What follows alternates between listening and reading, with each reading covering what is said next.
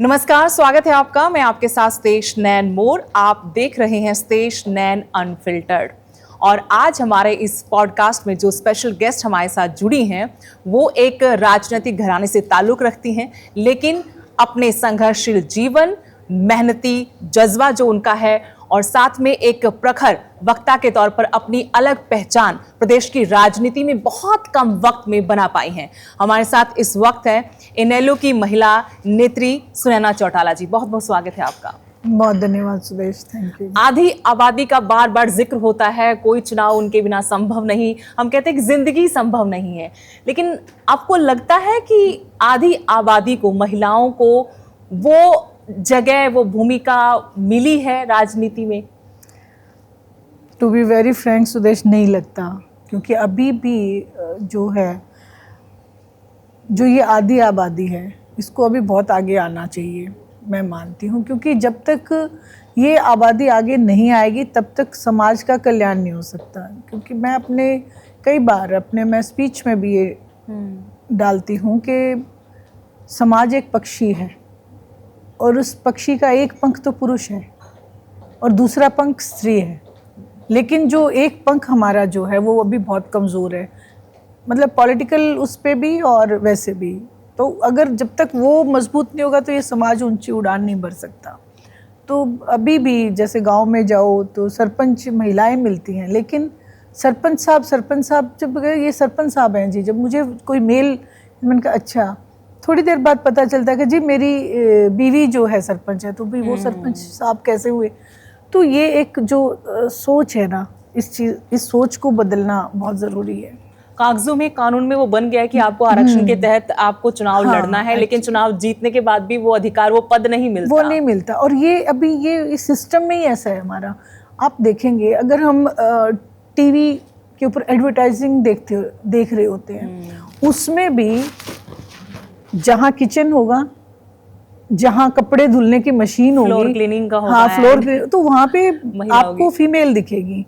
ठीक है, ये हमारी एक सोच है। ये मैं नहीं कह रही कि एक गांव में ये ऊपर से लेके नीचे तक सबकी यही सोच है कि यहाँ पे फीमेल ही होना चाहिए। क्यों भी मेल क्यों नहीं होते वहाँ पे? ऑफिस की कोई होगी या पॉलिटिक्स की कोई ऐड होगी तो वहाँ पे मेल दिखते हैं, वहाँ फीमेल क्यों नहीं है? इवन फीमेल्स जैसे आपका एक अपना स्टैंड है, आप खुद हैं, तो मतलब इस तरीके से क्यों नहीं दिखाया जाता? होनी चाहिए। मैं मतलब ये सब चीज़ें हमें चेंज करनी पड़ेंगी, एक अपनी सोच के तहत हर एक इंसान को अपनी सोच बदलनी। बिल्कुल। एक रिसेंटली इंसिडेंट जो हुआ था कुरुक्षेत्र में, आपको भी याद होगा कि वहां पर पार्षद प्रतिनिधि के साथ अशोक अरोड़ा की बहस हुई थी और वो बहस हाथापाई तक चली गई।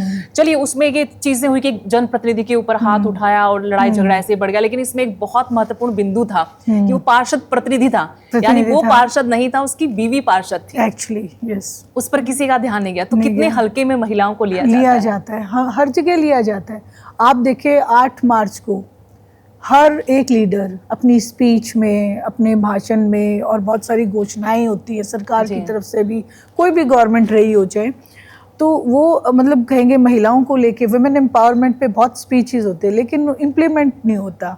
और मैं सही मायने में अगर मैं मानती हूँ तो मैं थैंकफुल टू चौधरी ओम प्रकाश जी चौटाला, क्योंकि उन्होंने महिला आयोग का गठन किया, जिसके तहत कम से कम हम अब अपना रख तो सकते हैं। तो वो एक अच्छी चीज़ थी जो उन्होंने की, और मैं उसको बहुत अप्रिशिएट करती हूँ। लेकिन आज तक जितने भी लीडर्स आप रही हैं, जैसे फीमेल जितनी लीडर्स रही हैं, वो भी लेडीज़ के लिए या महिलाओं के लिए, वुमेन एम्पावरमेंट पे एक्चुअल में कुछ नहीं कर पाए। तो ये एक बहुत ज़रूरी चीज़ है। जैसे मेल अपनी बात को रखते हैं और जितना उनको आगे लाने के लिए सब कोशिश करते हैं, उतनी कोशिश अगर एक महिला को लाने के लिए करे तो मैं नहीं मानती हूँ कि कोई महिला पीछे रह जाएगी। लेकिन हरियाणा की हम सिर्फ बात करेंगे, हरियाणा में भी अगर आप नज़र डालेंगे हर राजनीतिक दल में, तो वहाँ पर भी जो महिलाओं के चेहरे हैं वो किसी न किसी राजनीतिक परिवार से हैं। आम महिलाएं तो फिर भी बहुत पीछे हैं। मतलब अभी उनके लिए राजनीति में आना बहुत ही बड़ा सपना है। बिल्कुल, इवन सपना है। और वहाँ पे कुछ जो है उनके जो ऐसा घेरा है, चाहे उसकी फैमिली का हो, चाहे उसके गांव का हो, वो उस घेरे को तोड़ नहीं पा रही है। जबकि कोशिश है हमारी, निरंतर ये कोशिश है हमारी कि जाएं और उनको इस चीज़ के लिए मैं तो जाके कहती हूँ भी ये जो मेरा मंच है ये आप लोगों के बिना तो अधूरा कुछ है ही नहीं, क्योंकि अगर वो मेरे साथ नहीं है तो मैं क्या हूँ, मैं कुछ भी नहीं हूँ। और अब तो पूरी कमान आपके पास है महिला विंग की। नहीं बिल्कुल। और मुझे तो देखो अब अभय सिंह जी हैं या पार्टी में जितने भी लीडर्स हैं, जैसे हमारे प्रदेश अध्यक्ष माजरा जी हैं, जो भी हैं, जितने भी लीडर्स हैं, वो ये नहीं कहते बल्कि ये कहते कि आप जाओ जितने ज़्यादा आगे, हाँ कोई बात नहीं, उसको जो आगे आ सकते उसको आगे लाओ। जैसे अभी हमने, जैसे हमारी प्रदेश अध्यक्ष जो बनाई वो है तनुजा है, कुरुक्षेत्र से है, तनुजा कश्यप को हमने कहा कि जो जिसमें क्वालिटी है कम से कम उसको हम बूस्ट तो करें, उसको हम आगे तो लेके आएँ। और ऐसे अभी हमारा जितना भी कैडर बना है, जिले की जितनी भी बनी है, वो भी सभी एक्टिवली, और आप देखना ये जो 25 सितंबर की रैली होगी ना, इसमें मुझे लगता है कि वो जो पंख है ना वो आधा पूरा मिलेगा आपको, जो एक साइड का पंख। कम से कम INLD उस कोशिश में तो है। हाँ, कोशिश में है बिल्कुल। 25 तारीख को लेकर क्या तैयारियां हैं आपकी? क्या लगता है आपको कि ये रैली एक नई तस्वीर पेश करेगी हरियाणा में राजनीति की? क्योंकि ताकत तो पूरी लगा रखी है, भले ही 2 सीट आई हो इनेलो की, लेकिन उसके बाद हम लगातार देख रहे हैं कि एक्टिव है INLD के वर्कर्स, पॉलिटिशियन सारे। बिल्कुल, निश्चित रूप से, क्योंकि INLD ने हमेशा अपनी रैली का रिकॉर्ड खुद ही तोड़ा है और किसी पार्टी ने हमारा रिकॉर्ड नहीं तोड़ा आज तक। और अभी जो रोहतक जो रैली है ये बड़ा टर्निंग पॉइंट होगा हरियाणा की पॉलिटिक्स में, क्योंकि एक अब लोग जो है, जैसे मैं गई हूँ, जो लोकल जो लोग हैं, मैं ये अपनी तरफ से नहीं, आप खुद भी जाएंगे ग्राउंड की जो रिपोर्ट आप लोगे तो आपको लोग ये कह रहे हैं कि हमें पहले तो ठगा जेजेपी ने और इस बार हमें ठग लिया बाबू बेटे ने। तो बाबू बेटा है वो यूज़ करते हैं भूपेंद्र सिंह जी हुड्डा और दीपेंद्र हुड्डा के लिए। तो अभी लोगों में ये कि अभी हमें सिर्फ और सिर्फ ऐसा नेता चाहिए जो दबंगता से हमारी बात को ऊपर उठाए या हमारी बात को माने और जो सच बोले, जो हमें ना गोली ना दे। तो उसमें उनका सबसे ऊपर वो नाम लेते हैं अभय सिंह जी चौटाला का। तो ये एक बहुत बड़ी चीज़ आपको देखने को मिलेगी कि लोग उस लीडर को वहाँ पे अप्रिशिएट करेंगे। और दूसरी एक चीज़ आपने और कहा कि जैसे एक्टिव कोई नहीं है, तो ये भी बात सही है कि जब भी जनता की आवाज़ कोई उठाता है तो वो इंडियन नेशनल लोकदल सबसे पहले होती है। आप चाहे देखें कि पंजाब से हमारा पानी नहीं आ रहा था तो हमने सड़कों पे आके प्रदर्शन किया, हमारे सुप्रीमो ने हमें ऑर्डर किया कि आप प्रदर्शन करें हेड क्वार्टर्स पे जाके, ताकि देखो हमारे जो किसान हैं उनको पानी मिल पाए। इतना संघर्ष करने के बाद फिर हमें 9000 क्यूसेक पानी मिला, जबकि अगर गवर्नमेंट चाहती तो वो हमें सड़कों पे उतरने की ज़रूरत नहीं होती। और वो अभी बिजली के जो बिल जो 40 पैसे बढ़ोतरी की, उसमें भी इंडियन नेशनल लोकदल ने एक जनता की आवाज़ पढ़ने की हमेशा कोशिश रही है। इवन आपने कहा 2 विधायक, इवन विधानसभा में भी खुद जो CM हैं उन्होंने इस बात को माना कि आज अगर विपक्ष की भूमिका में कोई है तो वो इंडियन नेशनल लोकदल है। लेकिन आपके परिवार से दिग्विजय सिंह चौटाला से अभी बात हो रही तो उन्होंने कहा कि अभय सिंह चौटाला को लेकर कि वो 25 तारीख की रैली करके फिर विदेश दौरे पर निकल जाएंगे, अभी विदेश दौरे पर हैं, वो सिर्फ एक रैली के लिए आते हैं। देखिए, अब मैं उनकी बात पे क्या कहूँ आपको, वो बच्चा है, वो कुछ भी बोल देते हैं। और ये बात नहीं है कि अभय सिंह जी चौटाला विदेश चले जाएं, और अगर हमारा सुप्रीमो ही विदेश जाएगा तो रैली कैसे कर पाएंगे हम, ऐसा नहीं है। अगर चाहे वो जिस टाइम हमारा पानी का प्रदर्शन था तब भी वो विदेश में थे, लेकिन एक एक पल वो अपने कार्यकर्ताओं के साथ बने रहे थे। कुछ मजबूरीवश उनको जाना भी पड़ गया तो वो चले गए, कुछ चीज़ें होती हैं, कुछ हमारे फ्रेंड सर्कल भी है उनका, उनसे भी मिलना होता है। लेकिन ऐसा नहीं है कि वो पॉलिटिक्स में कहीं भी, आप आज अगर जाके उनसे पूछोगे कि कौन से हलके में एक आपका वर्कर जो है काम कर रहा है, कौन नहीं कर रहा, तो आपको बाय नेम बता देंगे कि वो अपना इस तरीके से काम कर रहा है, वो इस तरीके से काम कर रहा है। वो आज ये भी नोटिस उनके पास मिलेगा कि आज वो कौन सी जगह जाके है। तो ऐसा नहीं है, इसीलिए मैं कहूँगी दिग्विजय अभी बच्चा है, उसको अभी बहुत सीखना है। बहुत सीखना है दिग्विजय सिंह चौटाला को। बिल्कुल, अभय सिंह जी चौटाला के एक तो देखो एक्सपीरियंस होता है, एक उम्र होती है, तो वो उनसे बड़े हैं, तो नेचुरल सी बात है अभी उनको सीखना है। मैं थोड़ा पीछे आपको लेकर जाऊंगी, जब आपकी एंट्री होती है, एक्टिव पॉलिटिशियन आप नज़र आती हैं, चौटाला परिवार से बहुत कम महिलाएं आपसे पहले थी, लेकिन फिर आपकी एंट्री से उसको मजबूती मिलती है। सर्कमस्टांसेस ऐसे थे या आपका अपना मन था कि मैं एक्टिव पॉलिटिशियन बन जाऊं? क्योंकि आपके रूट्स भी कहते हैं, आप स्टूडेंट पॉलिटिशियन रही हैं, कॉलेज में आप प्रेसिडेंट रही हैं। बिल्कुल। ऐसा कुछ नहीं था कि मुझे एक्टिव पॉलिटिक्स में आना है ये, क्योंकि हमारे यहाँ जो है चौटाला साहब मेन चीज़ इस देखते थे कि हम बहुएं जो हैं मतलब अपना घर संभालें, बच्चों को संभालें और राजनीति को भी संभालें। लोग बाग आते जाते थे, तो ऐसा सर्कमस्टांसेस ऐसे बने कि क्योंकि एक हमारी चुनरी चौपाल जो थी, हरी चुनरी चौपाल, हाँ। वो लॉन्च हुई और इंडियन नेशनल लोकदल की तरफ से महिलाओं को बढ़ावा देने के लिए तो सबसे पहले ये डिसाइड हुआ कि अपने घर की महिला को ही आगे किया जाए। तो नैना दीदी को आगे किया गया और फिर जब उन्होंने पार्टी एकदम से बदल ली, जो दूसरी पार्टी बना ली, तो पार्टी के लोगों को महसूस हुआ कि अब घर की ही कोई महिला हो ताकि हम लोग भी और महिलाओं को आगे ला सके। तो इस वजह से अभय सिंह जी चौटाला ने मुझे ये जो है जिम्मेवारी दी और हमारे जो माँ थे जो अभी दुनिया में नहीं हैं, उन्होंने भी मुझसे ये बोला और मेरी सिस्टर इन लॉ जो है उन्होंने भी बोला कि भी अबे आपको कोई जिम्मेवारी दे तो आप उसको संभालोगे। मैंने यही कहा कि जी कोशिश कर लूँगी, तो मैं अभी कोशिश ही कर रही हूँ। और मैं ये है कि लेकिन मुझे फील्ड में आने के बाद ये महसूस हुआ कि महिलाएं वाकई में बहुत पीछे हैं और उनको आगे आना चाहिए। और चुनावी राजनीति में तो और ज़्यादा पीछे, और आपने ज़्यादा चुनाव भी पीछे, लड़ा अभी बिल्कुल। विधानसभा का, वहाँ का क्या एक्सपीरियंस रहा आपका? विधानसभा चुनाव में ये तो था कि महिलाएं और जो भी है सबने बहुत मान सम्मान दिया और जो याद करते थे वो हमेशा चौटाला साहब के कामों को, चौधरी देवीलाल जी के किए हुए कामों को। और अभय सिंह जी के लिए भी मुझे सबने बहुत पॉजिटिव यही बात कही कि विधानसभा में जब अभय बोलता है तो नवासी पे भारी पड़ता है और हमें ऐसा ही लीडर चाहिए।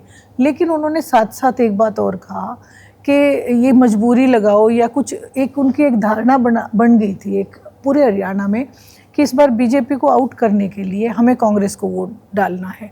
तो ये चीज़ मैंने वहाँ पे मेरे विधानसभा चुनाव में भी मैंने एक्सपीरियंस किया और लोकसभा चुनाव में भी मैंने इस चीज़ को देखा कि लोगों के दिल में तो बहुत है, इज्जत तो बहुत है, लेकिन लोग चाहते हैं बीजेपी को सत्ता से दूर करना। लेकिन उसमें ऑप्शन में कांग्रेस को क्यों रख रहे हैं लोग? आपको क्या लगता है आईएनएलडी को क्यों नहीं रख रहे लोग?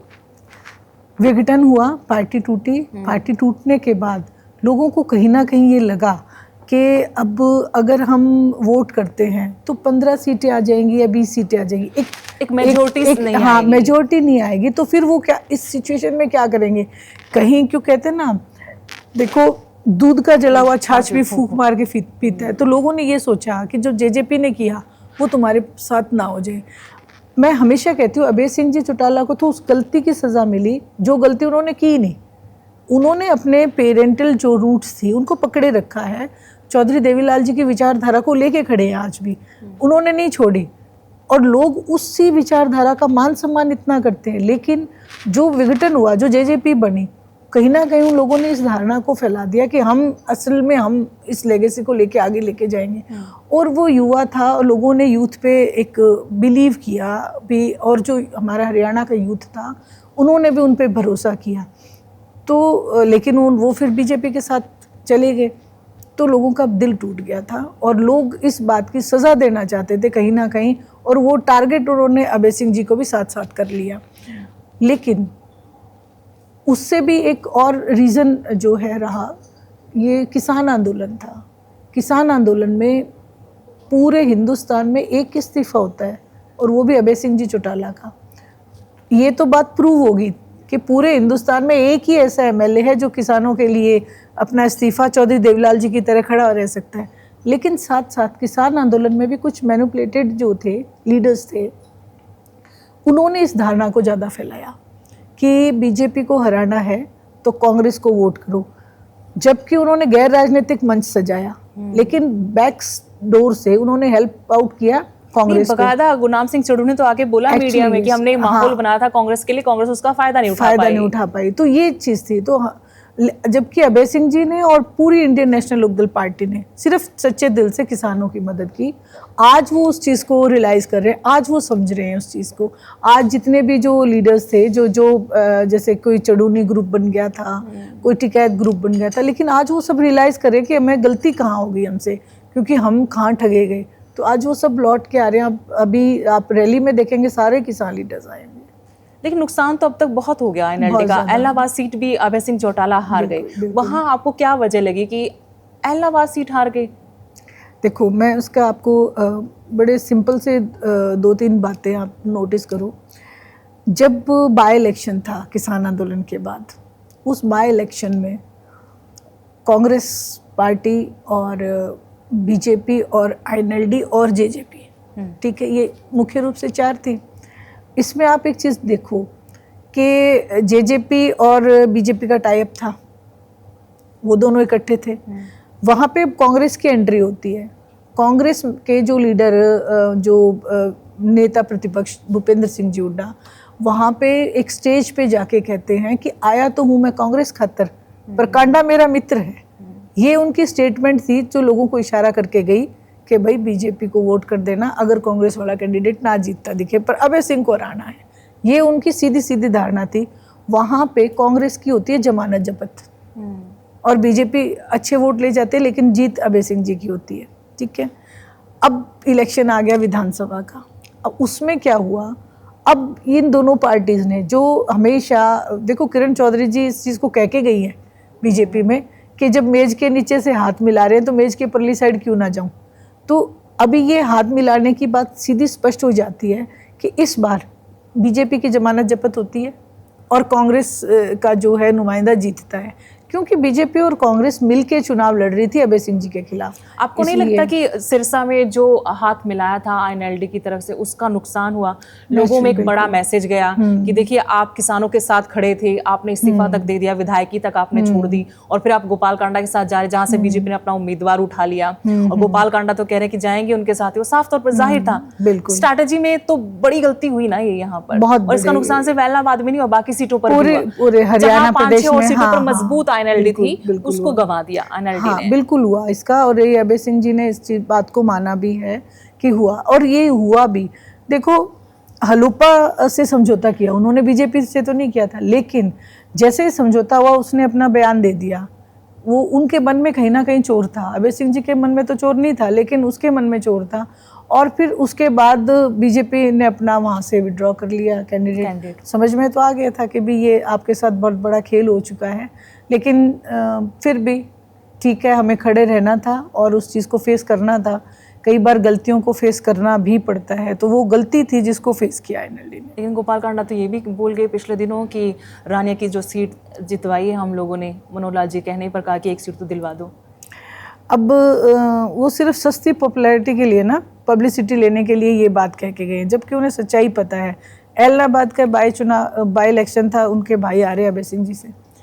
फिर रानिया जो था, खुद उनका भाई वहाँ से भी आ रहा हुआ है पहले। और अभी जो है, अगर रानिया जिता सकते तो फिर सिरसा क्यों नहीं जीते, जबकि सामने वाला कैंडिडेट तो आपका विड्रॉ कर गया था बीजेपी की तरफ से, तो फिर भी आप नहीं जीते। तो ये सोच समझ के बोलना चाहिए। आप ऐसे क्या है जो आप हरियाणा की सारी सीटों पे हार और जीत निश्चित करेंगे? जनता का फैसला होता है, और रानिया का चुनाव तो लड़ाई जनता ने, क्योंकि अभय सिंह जी एलनाबाद में व्यस्त थे, पूरे हरियाणा में जा रहे थे, मैं जो है फतेहाबाद में व्यस्त थी। तो वो जो है जो बातें हैं ना, सिर्फ पब्लिसिटी के लिए उन्होंने की थी, और वो भी कहीं ना कहीं कांग्रेस को हेल्प आउट करना चाह रहे थे। अच्छा, वो भी चाहते थे कि कांग्रेस को मदद की जाए? बिल्कुल बिल्कुल। अभी देखो, जैसे उन्होंने प्रेस कॉन्फ्रेंस की, अगले ही दिन दीपेंद्र हुड्डा ने प्रेस कॉन्फ्रेंस कर दी। तो वो सिर्फ उस चीज़ को उठाना चाह रहे हैं, अपनी झेप को, हार की झेप को मिटाना चाह रहे हैं। लेकिन लोगों में ये भी बड़ा कंफ्यूजन है कि बी टीम कौन सी है बीजेपी की। अब तो क्लियर हो गया, अब कोई कंफ्यूजन नहीं है। मैं किलोई हल्के की ही बात बताती हूँ आपको। मैं एक गांव में थी, और वहाँ पे मैं एक शादी में गई हुई थी किसी की, तो वहाँ पे बुज़ुर्ग बैठे थे वहाँ पे। मैंने वहाँ जाके कोई पॉलिटिक्स की बात नहीं की, मैंने सिर्फ ये पूछा वो बारिश कैसी है, और क्योंकि शादी का था तो वहाँ पे हर जगह तो वो ताऊ जी से रहा नहीं गया। वो बोले बेटी तू ना बोले, पर अब मैं बोलूँगा। मैंने कहा जी क्या? बोले हमारा तो नाश कर दिया कति। मैंने कहा क्या बात होगी? बोले भाई इसने बाबू बेटे ने नाश कर दिया। मैं बोली ताऊ जी आपका कांग्रेस का भूत उतर गया के? तो वो बोले कि जिस दिन नतीजे आ रहे थे 11 बजे तक तो बेटी बहुत तकड़ा बूथ था, लेकिन 11:30 बजे ही सारा बूथ उतर गया और कहानी हमारे समझ में आ गई कि तुमको तारे साथ तो फिर धोखा हो गया। और इस बार धोखा करने वाला भूपेंद्र सिंह हुड्डा निकला, कांग्रेस पार्टी निकली। उन्होंने क्लियर इस बात को बोला और सबके बीच में बोला। और वहाँ बैठे जितने भी लोग थे, उस वहाँ अलग पार्टी से भी लोग बैठे थे कई, उन्होंने भी इस बात को माना। कांग्रेस के लोग भी बैठे थे कई, उन्होंने भी इस बात को माना। आपको अभी भी लगता है कि वाकई में कांग्रेस मुखर होकर इसलिए नहीं बोल रही क्योंकि अंडर टेबल एग्रीमेंट है उनका? वो प्रेशर में है, ईडी का डर बहुत बड़ा है। भूपेंद्र सिंह जी हुड्डा बहुत डरते हैं जेल से, जबकि चौटाला साहब को भी ये डर दिखाया गया था और उनसे भी ये कहा गया था कि आप हमसे पैचअप कर लें। लेकिन चौटाला साहब ने एक बात कही जिस पे हमें बहुत फ़क्र है। उन्होंने कहा कि ये जो हरी पगड़ी है, ये गांव के लोगों ने मुझे मान सम्मान की दी है, मैं इस मान सम्मान को किसी की चौखट पे नहीं रखूँगा और जेल जाने से मैं डरता नहीं हूँ। और मुझे डर इसलिए नहीं है क्योंकि मैंने बुरा नहीं किया, मैंने लोगों के घर में चूल्हे जलाए हैं, मैंने लोगों को नौकरियाँ दी हैं।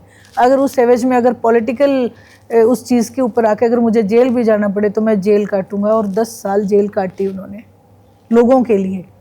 ना तो कहीं पे भी ये उस केस में कहीं ये नहीं लिखा हुआ था कि कोई पैसे का लेन देन हुआ है, कहीं पे ये नहीं था कि भाई कोई फैमिली का कोई लगाया है। और हिंदुस्तान के इतिहास का पहला ऐसा केस आप देखिए जिसको सज़ा मिल रही है कि भी आपने 3206 जो है मास्टर लगाए, ठीक है, वो गैर कानूनी लगा दिए, आपने घपला कर दिया। लेकिन जो लगे नौकरी पे 3206 उनकी तरक्की होती है। सुप्रीम कोर्ट ये कह के कि इनकी भर्तियां सही हैं इसलिए उनकी तरक्की करते हैं, भी इनकी तरक्की में कोई बाधा नहीं हो। जब भर्तियां सही हैं और शिकायतकर्ता जिसने शिकायत की थी वो भी जेल में था, उसके ऊपर भी केस था। तो जब शिकायतकर्ता की शिकायत गलत और भर्तियां सही, तो चौटाला साहब को 10 साल क्यों?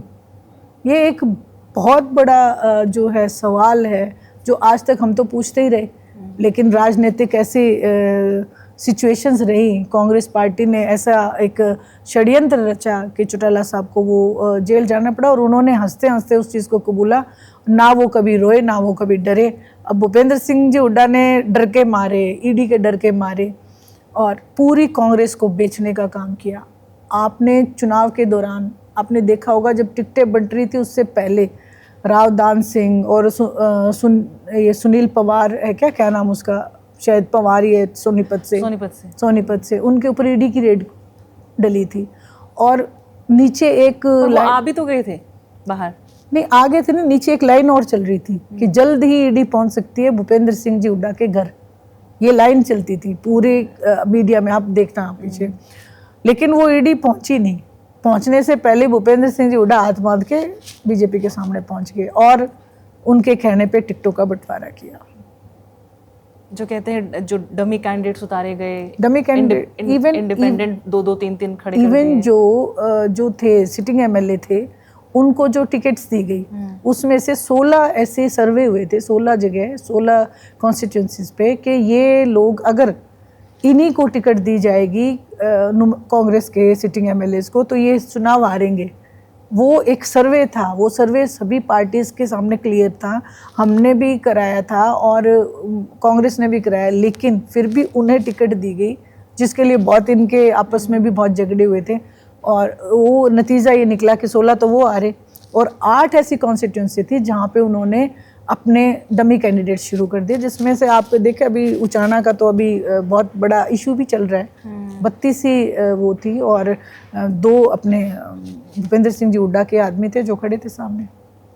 और एक भी जगह आपने ये नहीं देखा कि देखो आप अगर लीडर है, पार्टी ने आपको बहुत बड़ी कमान दे रखी है, आपके कहने से टिकटें दी गई हैं 72 टिकटें, तो अगर कोई आपका बागी कैंडिडेट खड़ा हो गया तो आप कोशिश करोगे ना उसको मनाने की, उसको कहने की भी चलो कोई बात नहीं नेक्स्ट टाइम, या और कोई आप उसको कुछ ऑफर करोगे भी अभी तुम। लेकिन एक भी जगह वो मनाने के लिए नहीं गए। और सोनीपत में तो बल्कि खुद दीपेंद्र हुड्डा जो है कृष्णा गहलोत के लिए वोट मांग के आए हैं। तो ये बहुत लोग कहते हैं, ये सब चीज़ें बहुत मुखर होकर लोग कहते हैं इस बात को, तो ये इंडिकेट करता है कि ये दोनों मिले हुए हैं। इसलिए अब भरोसा है लोगों को आईएनएलडी पे, इंडियन नेशनल लोकदल पे पूर्ण रूप से भरोसा है।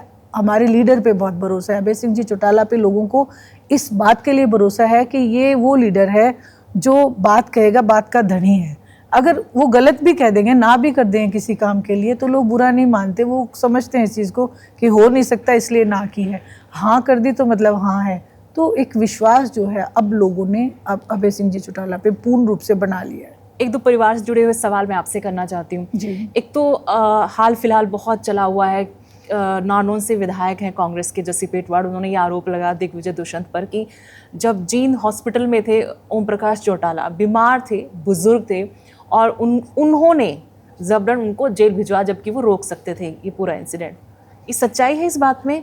ये देखो, क्योंकि आम आदमी पार्टी के साथ उनका अलायंस था तो ऐसा हो सकता था, कर सकते थे।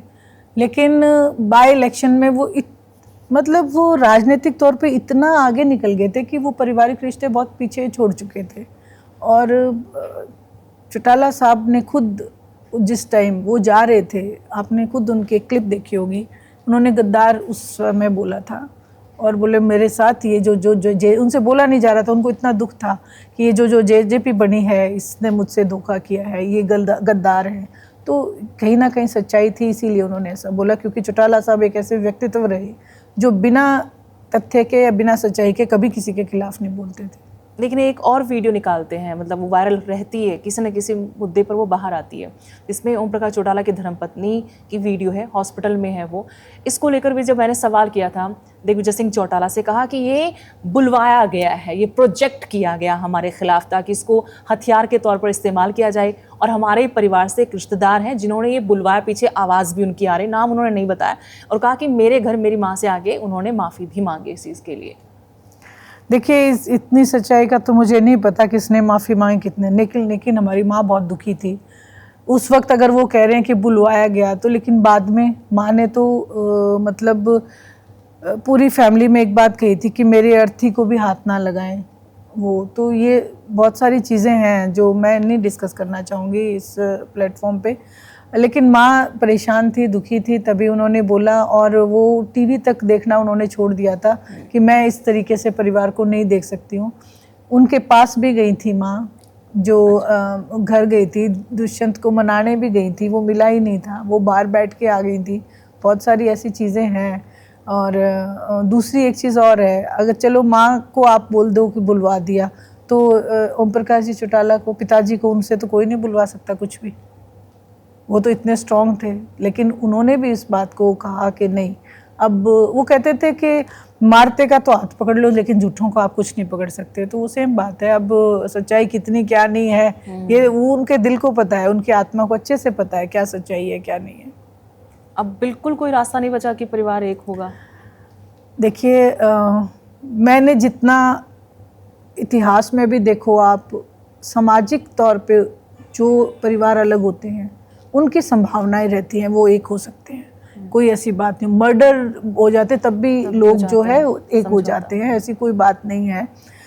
लेकिन जो राजनीतिक महत्वाकांक्षा को लेके आज तक अलग हुए, मैंने नहीं देखा कि वो एक हुए। अजय सिंह जी चौटाला ने तो अपने वक्तव्य में भी ये कह दिया कि रेल की दो पटरियां हैं जो इकट्ठे नहीं हो सकते, साथ साथ क्या पता चले लेकिन इकट्ठे नहीं हो सकते। तो जब उन्होंने सोच ही ऐसा लिया तो फिर उस चीज़ की संभावनाएं कैसे हम ढूंढें। और लेकिन जनता की भावना है, जनता कहती है कि आप लोग एक हो जाएं तो बहुत ठीक रहेगा। लोग चौधरी देवीलाल जी को देख के सोचते हैं ये सारी बातें, लेकिन जो विघटन हुआ, जिस समय हुआ, उस समय चौटाला साहब ने एक ही बात कही थी कि आप दोनों का कुछ नहीं बिगड़ेगा। दोनों ही बेटों के लिए उन्होंने कहा कि आप दोनों का कुछ नहीं बिगड़ा, मेरा वर्कर जो है वो मारा जाएगा।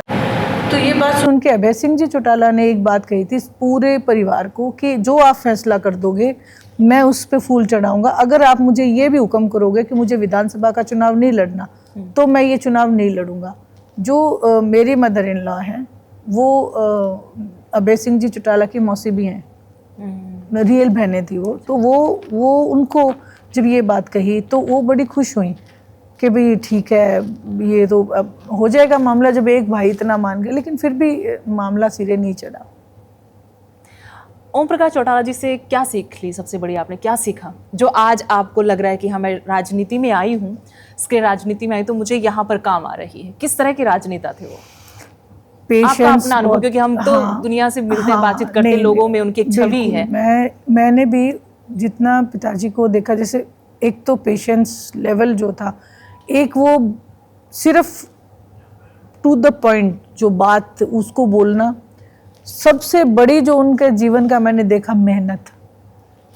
चाहे चौधरी देवलाल जी के, दादाजी के जितने भी प्रोग्राम थे, जहाँ पे भी मैं गई हूँ, लोग कहते थे चौटाला साहब पहले आके तैयारी करते थे।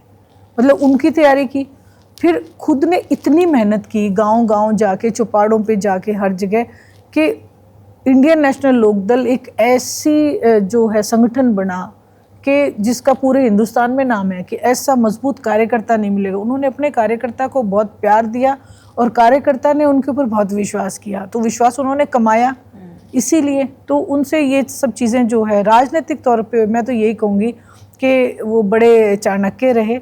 और जब मैं सुनती हूँ बड़ा गर्व महसूस होता है कि विपक्ष के लीडर्स भी इस बात को मानते हैं कि राज चलाना अगर किसी को आता था तो चौटाला साहब से सीखे कोई। आज के सत्ता पक्ष के भी 90% लोग उन्हीं की स्कूलिंग से हैं। उन्हीं की स्कूलिंग से है, बिल्कुल। पूरी आप देखें, वैसे तो आप हिंदुस्तान की राजनीति में देखो, चाहे देवलाल जी के, आप कितने, आप लालू प्रसाद यादव हैं, नीतीश कुमार हैं, चंद्रबाबू नायडू हैं, देवेगौड़ा जी थे, कितने, आज धनखड़ जी हैं। तो सब उनके जो है एक मास लीडर रहे और एक बड़े मतलब फेयर और सीधे साधारण, और एक किसान ने पूरे देश पे राज किया।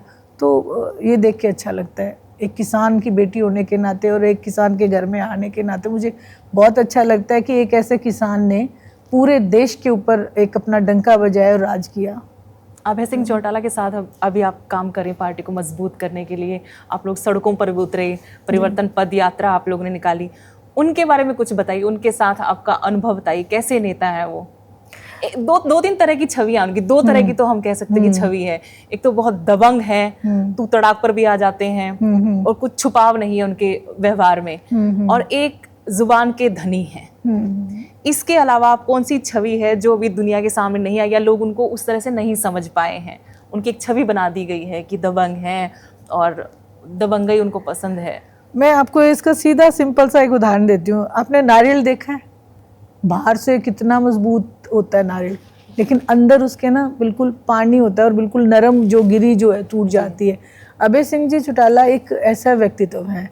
देखो, अगर वो दबंग ना हो तो आप देखो, लोग जाते हैं, लोग कई बार कहते हैं जी हमें डांट दिया। मैं उनसे पूछती हूँ, भाई आपने एक बार नहीं 10 बार कोई बात कह दी होगी। जब वो एक हाँ या ना में 2 चीज़ें कहते हैं, अगर ना हो तो आप अफसरशाही पे कंट्रोल कैसे हो? आज नहीं है तो आप देखो अफसरशाही पे कोई कंट्रोल नहीं है। दूसरी एक चीज़ और है उनके अंदर खूबी जो है, हाँ है तो हाँ, सच बोलते हैं। जो सच कईयों को कड़वा लगता है, कईयों को अच्छा लगता है, तो इसलिए 2 छवि अपने आप ही हो जाएंगी। जिसको ये बात पसंद आ गई कि चक्कर नहीं कटवाए और हमें सीधा स्पष्ट रूप से हमें ये बता दिया, तो वो उस चीज़ को अप्रिशिएट भी करते हैं। लेकिन कईयों को गोली लेने की आदत हो जाती है, वो कहते हैं भी हमें मुंह पे मना कर दिया। जब बात हो नहीं सकती तो आपके पीठ पीछे मना क्यों करेंगे? आपके मुंह पे मना करेंगे।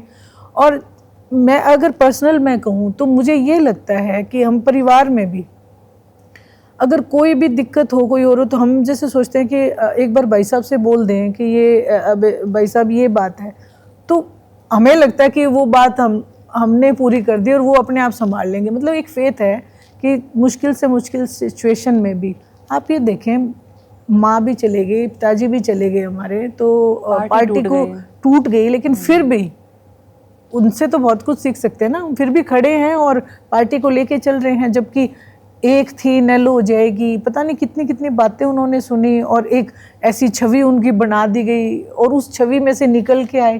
कोरोना में आप देखें कितने एमएलए थे, किसी ने अपनी सैलरी छोड़ी और कभी गाते नहीं, कभी बताते नहीं। अभय सिंह जी अपनी पूरी 1 साल के जितनी भी थी, जो वो पूरी उन्होंने कोरोना के जितने मदद के लिए छोड़ दी थी। 70 एकड़ की गेहूँ थी, वो यूं की यूं भी मैं मेरे हरियाणा के साथ बांट के खाऊंगा, वो छोड़ दी। किसान आंदोलन में आप देखें कि हॉस्पिटल की सुविधा, किसी ने सोचा था कि वहाँ पे बीमार हो जाए तो कहाँ जाएंगे, क्या करेंगे? लेकिन वहाँ पे 2 हॉस्पिटल खुलवाए दोनों बॉर्डर्स पे भी, ताकि हमारे जो किसान भाई हैं, जो भी वहाँ पे हमारे बड़े बुजुर्ग बैठे थे, दूसरी स्टेट के लोग बैठे थे, तो वो उनको कंफर्टेबल रहे, वो परेशान ना हो। आप देखेंगे कि बिस्तर भेजना, वाटर कूलर भेजना, ये किस आज लिए? पंजाब में बाढ़ है तो उन्होंने कहा कि हमारे कार्यकर्ता लगे हुए हैं। और अभी भी मैं जब फतेहाबाद से आ रही हूँ, मैं कल मैं फतेहाबाद में थी, तो लोग इकट्ठा कर रहे थे, हमारे पार्टी के कार्यकर्ता भी राशन जो है, हमने खुद कईयों को बोल के जो थे भी, जो सामान जो दे सकता है वो दे और हेल्प करें जाके उसमें। तो ये एक इंसानियत जो है ना, ये एक बड़ी चीज़ होती है, इसको जिंदा रहना चाहिए, और अभय सिंह जी में वो बहुत बड़ी चीज़ है। लेकिन रिस्क भी लेते हैं। जगदीप धनखड़ जी को लेकर जो पहले आरोप लगे कि झुका हुआ जाट, टूटी खाट, वो कि बीजेपी के सामने इतना झुक गए हैं कि उनको ना किसान दिखते हैं, ना अपनी कौम दिखती है, ना बाकी मुद्दे दिखते हैं। जब उन पर विपदा आई तो उन्होंने अपना घर तक दे दिया, फार्म हाउस ले गए। बिल्कुल बिल्कुल। वो और उन्होंने ये भी कहा कि उन्होंने कहा नहीं था, धनखड़ साहब ने उनसे कहा नहीं था, लेकिन उन्होंने आगे बढ़ के इस बात को अप्रोच किया कि आप आइए, आप यहाँ रहिए।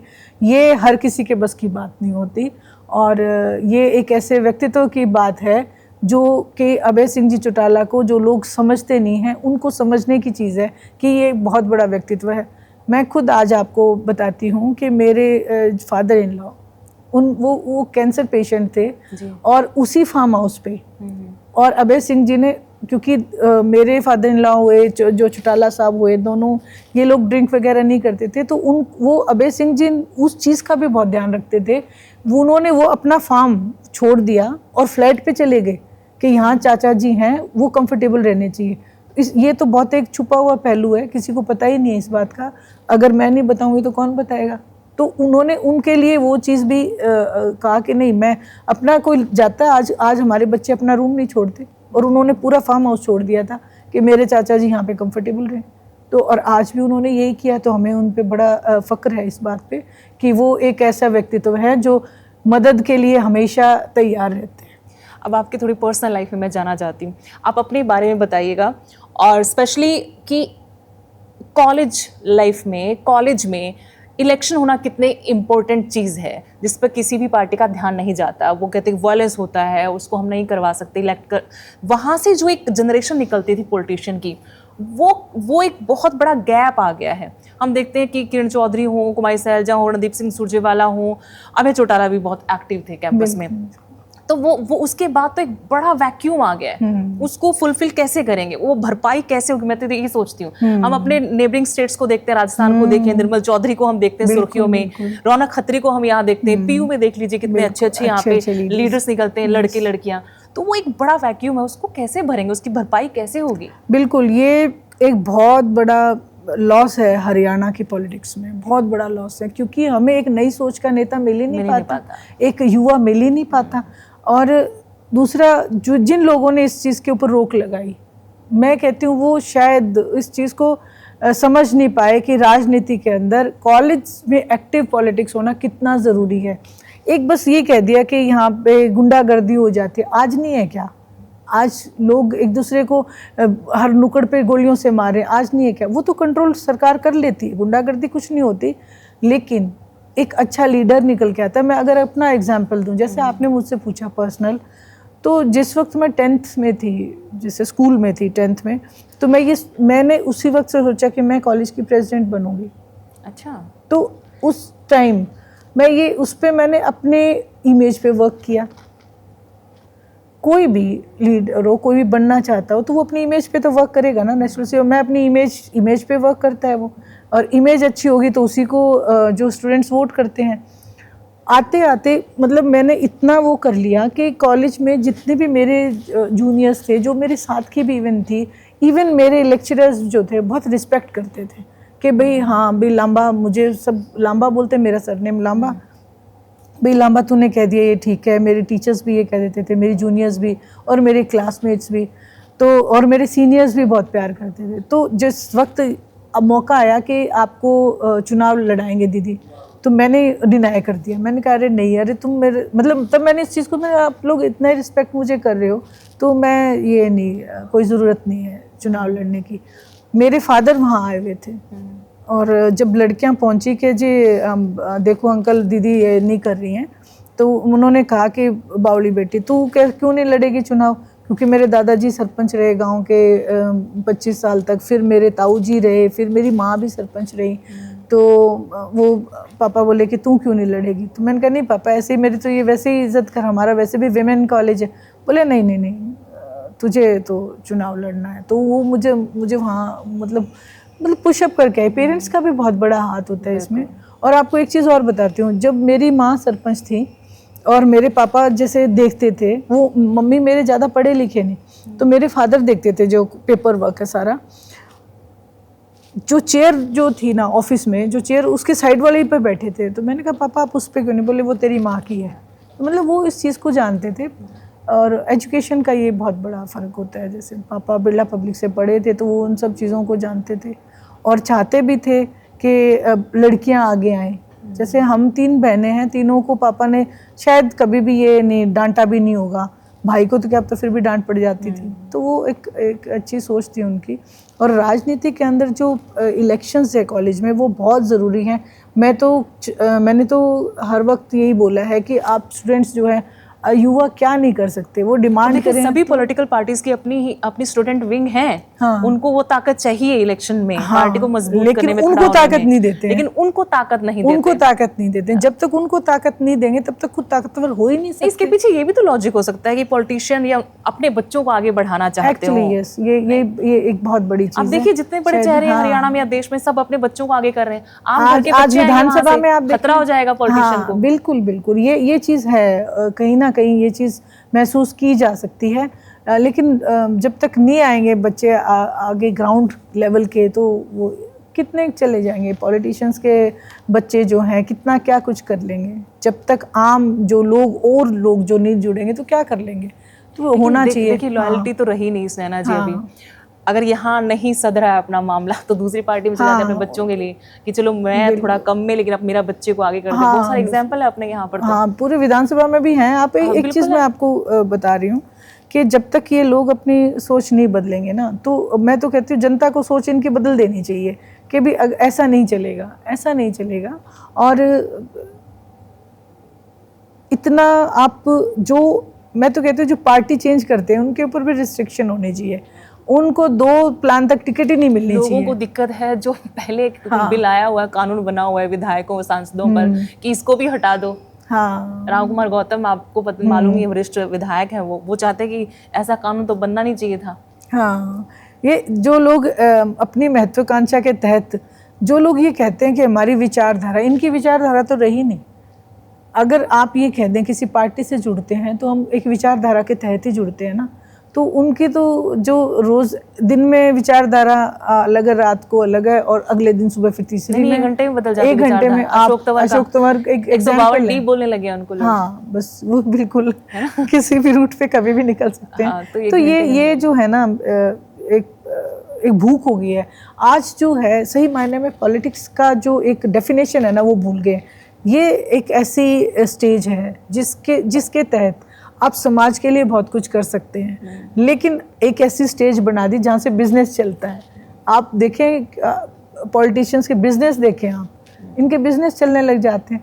आप मुझे एक चीज़ बताएं कि अब हमारा हरियाणा प्रदेश कर्जे में डूबा पड़ा है, बहुत कर्जा है हमारे ऊपर, लेकिन उसकी तरफ कोई ध्यान नहीं, कोई भी ध्यान नहीं। सिर्फ वोट बैंक कैसे बटोरें, झूठी घोषणाएं कैसे करें, लोगों से छल कैसे करें, इन चीज़ों पे ध्यान है।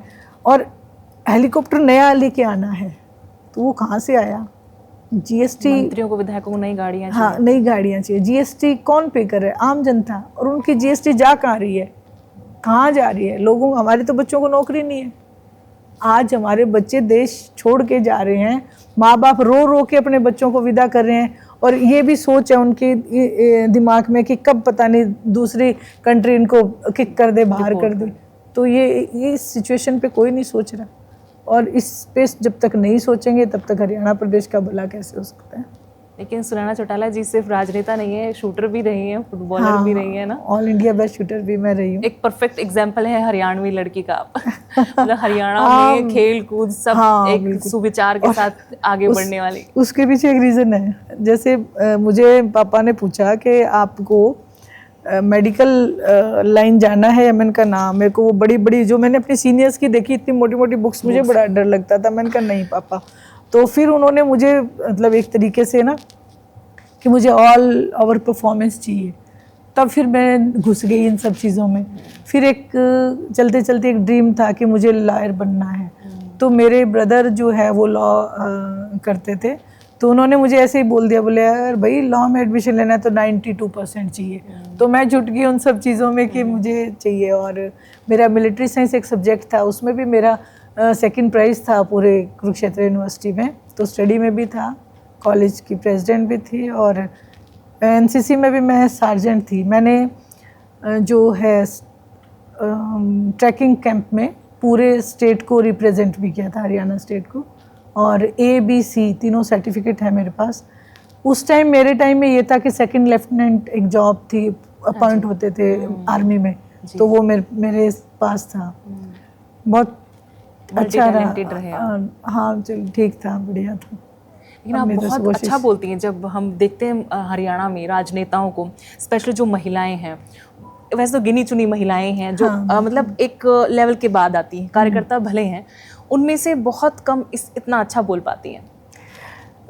उसके पीछे भी जो सेम जो एक ना रीज़न जो है, वो एक्टिव पॉलिटिक्स इन कॉलेज, वो रीज़न है। वो कॉन्फिडेंस वहाँ से आता है, वो सोच वहाँ से आई, वो कॉन्फिडेंस वहाँ से आया हुआ है। आप देखेंगे कि आज जो है, जो बच्चे हैं, जो युवा लड़कियां हैं, वो नहीं बोल पाती हैं स्टेज पे। और मेरी कोशिश रहती है, मैं तो टारगेट दे के आती हूँ, बेटा अगली बार आपको स्टेज पे बोलना है, अपनी स्पीच तैयार करो।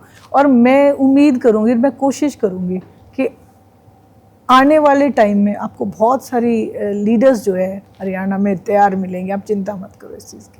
मतलब मेरी बहुत कोशिश है। मैं जाती हूँ, मैं युवा लड़कियों को बोलती हूँ, यंगस्टर्स को भी, अरे तुम बोलो।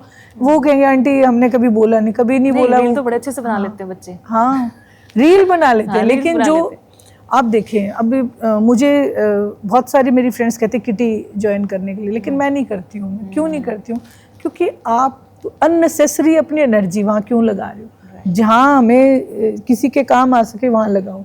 तो मैं इसीलिए उन बच्चों को भी यही बोलती हूँ, लड़कियों को भी यही बोलती हूँ कि अगर तुम्हें कुछ करना है तो कुछ ऐसे सोशल चीज़ें उठाओ, रील बनाओ, कोई बुरी बात नहीं है, लेकिन आप कुछ मुद्दे उठाओ, आप क्या फील कर रहे हो वो बताओ, आप बेरोज़गार हो उस चीज़ को बनाओ, ताकि एक लेसन हमारे पॉलिटिशियंस के दिमाग में जाए, बजाय सॉन्ग्स के, बजाय डांस के, बजाय इस चीज़ के। वो एक अलग बनाओ, लेकिन इन बिटवीन आप ये भी डालो कि आज हमारे इर्द गिर्द क्या चल रहा है। आप देखें लड़कियों के साथ क्या मनीषा हत्याकांड देखें, आप हिमानी था वो नरवाल का देखें, तो आज क्या हो रहा है, हमारी लड़कियां क्यों पिस रही हैं? रीज़न भी यही है कि उनके सपोर्ट नहीं कर पाते हैं, क्योंकि जब तक स्टूडेंट लीडर नहीं होगा उनको सपोर्ट नहीं मिल पाती है, कहीं ना कहीं वो अपनी बात को कह नहीं पाती हैं किसी को। अभी 21 रुपये देने का वादा सरकार पूरा करने जा रही है, इसको कैसे देखती हैं आप? ये दिया कैसे जा रहा है? आप देखिए कितनी तो कैप्स लगा दी कि क्राइटेरियाज दे दिए 1 लाख से। आप वही सेम बुढ़ापा पेंशन काटने वाली बात, ये तो ना देने के बहाने हैं।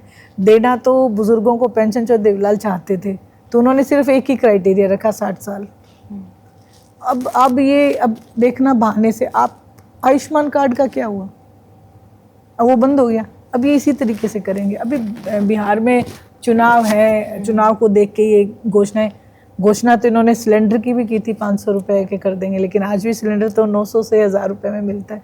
तो बीजेपी केवल घोषणा कर सकती है। बेटी बचाओ बेटी पढ़ाओ, कितना बड़ा बड़ा नारा इन्होंने दिया। और अभी कह रहे हैं 18 साल के बाद देंगे उनको, और 18 साल से पहले क्यों नहीं दे रहे लड़कियों को? और 18 साल की लड़की को भी नहीं दे रहे, शायद 23 साल से आगे देंगे उनको। 18 से 23 में क्यों नहीं दे रहे? दो बालिग तो हो ही जाती है ना, वो वोट का अधिकार तो 18 साल वाली को भी आ ही जाता है। तो ये बहुत सारी कैप्स इनके सिर्फ ना देने के बहाने हैं। बाकी पर मैं चाहती हूँ कि अच्छा है, हेल्प आउट हो, लेकिन उससे भी बड़ी चीज़, आप शिक्षा फ्री क्यों नहीं कर देते?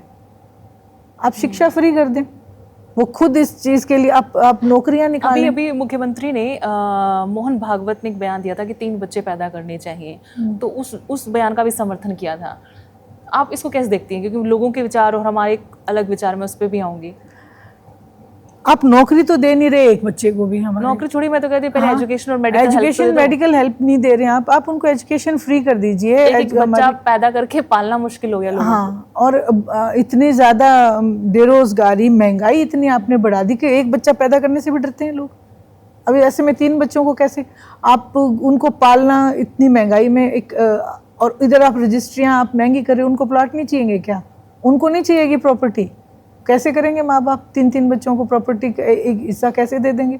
तो ये सिर्फ इनकी है ना, मतलब मैं कहूँगी बस एक शोशे छोड़ते हैं, ये बेतुकी बात है। ये मैं ये मानती हूँ, ये एक ना पेरेंट्स का अधिकार होता है कि कितने बच्चे चाहिए कितने नहीं चाहिए, ये उनके कहने की बात नहीं है। ये डिसीजन तो जो कपल है जो है उनका होता है, या फिर वो अब थोड़ी बहुत मानेंगे तो अपने पेरेंट्स की मान लेंगे, आजकल तो वो भी नहीं मानते। तो ये सब चीज़ें तो मैं नहीं मानती कि बजाय इसके इनको ये चाहिए कि हम बच्चों को नौकरियां कैसे दें, हम बच्चों को एजुकेशन फ्री कैसे दें, हम जो है हॉस्पिटलिटी कैसे दें, क्योंकि शिक्षा, स्वास्थ्य, सत्य और सुरक्षा 3 जो मेन चीज़ें हैं ये होनी चाहिए आपके मैनिफेस्टो में। आपको हरियाणा में कौन सी महिला पॉलिटिशियन लगती हैं कि हाँ आइडल हैं और सही ट्रैक पर जा रही हैं, उनसे उम्मीद हो आपको? देखिए, मुझसे तो सारी सीनियर हैं, मैं तो उन सबसे ही सीखती हूँ, और लेकिन मैं चाहती ये हूँ कि बहुत सारी महिलाएं आगे आएँ जो एक आइडियल बने। और अभी फ़िलहाल तो मैं जो देखती हूँ वो कहीं ना कहीं किसी ना किसी प्रेशर में है। मैंने आप चित्रा सरवारा को भी मैंने ये बोला था, मैंने कहा आपकी पार्टी में महिलाओं के ना साथ बड़ा बुरा हो जाता है। आप शैलजा जी तो उस बात का उदाहरण है, किरण चौधरी तो एग्जाम्पल है। हाँ वही कह रही ना, शैलजा, हाँ चित्रा सरवारा खुद उनको नहीं मिली। उनको मैंने एक उसमें कहा था, हमारी शायद डिबेट थी उसमें मैंने बोला था, आई हुई थी वो भी अपने कांग्रेस की तरफ से, तो मैंने उनको ये बोला था। और फिर आप देखें किरण चौधरी जी कांग्रेस से विमुख होके बीजेपी में चले गए, और फिर बीजेपी में भी कई बार आगे सीट नहीं मिलती है, तो उनके साथ उनको नेगलेक्ट किया जाता, मुझे अच्छा नहीं लगता।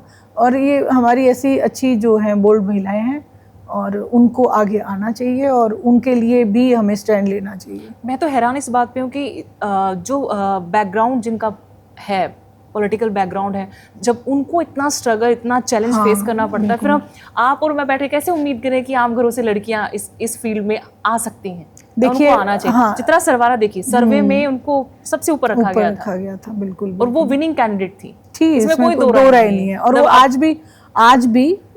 आज भी वो उस चीज़ के ऊपर खड़ी हैं, एक लड़की होके, एक महिला होके और खड़ी हैं, और वो एक बड़े जो लीडर अपने आप को गब्बर कहते हैं उनके सामने खड़ी हैं, तो अच्छी बात है, होना चाहिए। एज ए वुमेन मैं अच्छा मानती हूँ उस चीज़ को। और मैं तो ये भी सोचती हूँ कि जैसे हम देखो, हमें सोचना अच्छा चाहिए, भगवान मौका देगा तो इतनी बढ़िया एक हाईवे बना दो कि जिसकी स्मूथली जो है उनकी महिलाओं की जो दौड़ लगे और वो बड़े आराम से इस फील्ड में आगे आए, और आएंगी आप देखना। लेकिन मुझे तो उसका सबसे पहला स्टेप होना चाहिए कि कॉलेजेस में इलेक्शन स्टार्ट कर। बिल्कुल, ये सबसे पहला स्टेप होना चाहिए। फिर वहां से आम घरों से बच्चे, लड़कियां निकले, फ्रेश एक जो है। सुषमा स्वराज को देखिए आप याद करें उनको, क्या वक्ता थी, और मैं उनकी सबसे बड़ी, मैं बिल्कुल, मुझे उनका बोलना, हमारे हरियाणा से थी, हरियाणा से थी, मुझे उनका कम उम्र में क्या कुछ नहीं हासिल किया, बिल्कुल, और उनको प्लेटफॉर्म मिला। हाँ, प्लेटफॉर्म मिला, लेकिन वो एक जहाँ से निकली वो स्टार्ट तो मिला, वो स्टार्ट ही नहीं मिल पाता, स्टार्ट ही नहीं मिल पाता। बिल्कुल, मैं बता रही हूँ ना, गाँव में अगर होंगे सरपंच तो उनके हस्बैंड ही कह देंगे मैं सरपंच हूँ, वो बेचारी तो रह जाती है वहीं की वहीं, बोल ही नहीं पाती हैं। तो वो भी भलाओ की आरक्षण मिल गया, रिजर्वेशन की वजह से वो इलेक्ट हो पाती है, चुनाव में जाती हैं। यस, बिल्कुल, आगे तो पहल होती रहेगी। हाँ, बिल्कुल। लेकिन आप जैसे चेहरों को देखकर थोड़ा उम्मीद तो बंधती है कि चलिए, उम्मीद तो है, बट हमारी उम्मीद आप लोग हो, क्योंकि आप यंगस्टर्स हैं, और होपफुली कि हम मिलके, कहीं मैं कहीं आप मिलके जागरूक कर सकें, और इस समाज को भी और महिलाओं को भी। मैं चाहती हूँ कि विधानसभा में महिलाओं की आवाज ज्यादा हो और करप्शन कम हो जाएगा। हाँ, मैं मानती हूँ जहाँ पे महिलाएं होती हैं वहाँ पे करप्शन कम हो जाता है। बहुत सारी चीजें मुझे लगता है कि बहुत पॉजिटिव चीजें होती हैं महिलाओं में, वो चीजें सुधरेंगी। बिल्कुल, पेशेंस लेवल बहुत होता है जी। तो ये सब चीजें हैं जो, और घर बार संभालती हैं तो उनको पता है कि कैसे जब एक घर को चला सकती है महिला। हाँ, बिल्कुल, तो प्रदेश तो बहुत अच्छे चला, उनको ये पता है कि कौन सी की कहाँ कहाँ लगनी है, और कम राशन में, कम पैसों में भी कैसे अपना भर पेट खाना सबको दे देती है, घर चला लेती है। मैनेजमेंट में तो माहिर होती हैं। आप प्लानिंग आप पूछ लो, बच्चों के बच्चों तक की प्लानिंग मिलेगी उनके पास, महिलाओं के पास। तो इसलिए जरूरी है, बाकी राजनेता अगर पार्टी के लीडर्स देख रहे हैं, जो मुखिया वो देख रहे हैं, तो आधी आबादी को कम से कम आधा हिस्सा ही दे दो, उससे ज्यादा ना। और हमारी बातें जरूर गौर करें। बिल्कुल। और ये जो इलेक्शन वाला जो मैं हर किसी से पूछती हूँ ये कि ये बहुत जरूरी है, जब आप इतने बड़े लेवल पे सरकार का चुनाव कर पा रहे हैं, तो कॉलेज में इलेक्शन क्यों नहीं, कैंपस में इलेक्शन क्यों नहीं करवा सकते? और अच्छा है, एक अच्छा लगता है। अब देखो कितना बड़ा अच्छा माहौल, मुझे याद है, मुझे अभी भी आके कहीं कहते हैं, अरे जी आप तो सुनैना लांबा थे, हमने पोस्टर्स देखे थे। कितना अच्छा लगता है। भी चलो ठीक है, अभी हमें मौका मिला था उस टाइम।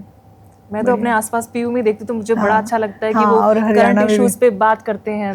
होना चाहिए। और मैं तो अभय सिंह जी से भी ये डिमांड की है कि सबसे पहला, और अर्जुन भी इस पक्ष में है कि होना चाहिए, वो भी इस बात को मानता है कि कॉलेज में इलेक्शंस होने चाहिए। चलिए सुनैना जी, बहुत बहुत शुभकामनाएं आपको अपने राजनीतिक भविष्य के लिए, और आप ऐसे ही मजबूती से डटी रहें और मजबूत करें बाकी महिलाओं को भी। बहुत बहुत शुभकामनाएं। Thank you so much. और being a women I am very happy for you, और wish you all the best. और एक दिन बहुत बड़ा चैनल हो, है ना, सुदेश नैन के नाम से, है ना, एक पहचान हो बड़ी, है ना। कोशिश है मेरे इस प्लेटफॉर्म के बहाने कि मैं जरिया बन पाऊं किसी की जिंदगी में थोड़ा पॉजिटिविटी लेकर आने के लिए। एक्चुअली बिल्कुल, बहुत बढ़िया। Thank you so much. Thank you.